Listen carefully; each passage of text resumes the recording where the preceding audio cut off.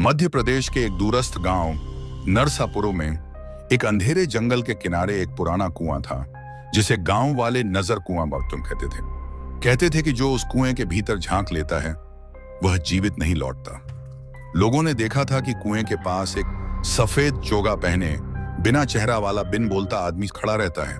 उसका शरीर धुएं जैसा दिखता, लेकिन आंखों की जगह दो लाल सुलगते हुए कोयले पुतलित होते। वो किसी को देखता नहीं था, पर वो अगर तुमने उसे देख लिया तो तुम्हारी मौत पक्की थी। ये आत्मा गंगाराम पंडित की थी, गांव का पुराना वैद्य जो आंखों की बीमारी ठीक करने में माहिर था। एक दिन कुछ लालची लोगों ने उसकी बेटी को चुराकर तांत्रिकों को बेच दिया। गंगाराम भागा भागा गया, पर बेटी का कुछ न पता चला। जब वह लौटा तो गांव वालों ने उस पर झूठा आरोप लगाकर उसे अंधा तांत्रिक कहकर कुएं में धकेल दिया। कहते हैं उसने जाते जाते शाप दिया, अब मेरी आंखें नहीं रहीं तो किसी को भी देखने का हक नहीं, जो देखेगा वो मरेगा।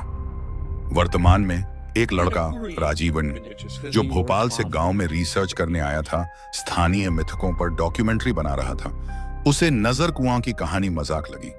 राजीव ने कैमरा उठाया और रात 1 बजे अकेले कुएं पर चला गया। उसने कैमरे से कुएं में झांका, तभी एक अजीब सी फुफकार सुनाई दी। कैमरे की स्क्रीन ब्लर हो गई और स्क्रीन में 2 लाल आंखें दिखीं जो सीधी उसे घूर रही थीं।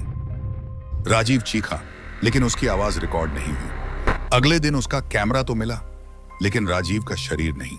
कैमरे के अंदर सिर्फ एक वीडियो था। एक धुंधली आकृति धीरे धीरे कैमरे की ओर बढ़ रही थी और एक भयावह आवाज में बोल रही थी, देख लिया, अब मर। आज भी रात 1 बजे कोई भी अगर उस कुएं के पास जाता है तो आंखों से खून बहने लगता है, और अगर गलती से भी उस धुएं जैसे प्रेत को देख लिया तो 3 दिन के भीतर मौत निश्चित है।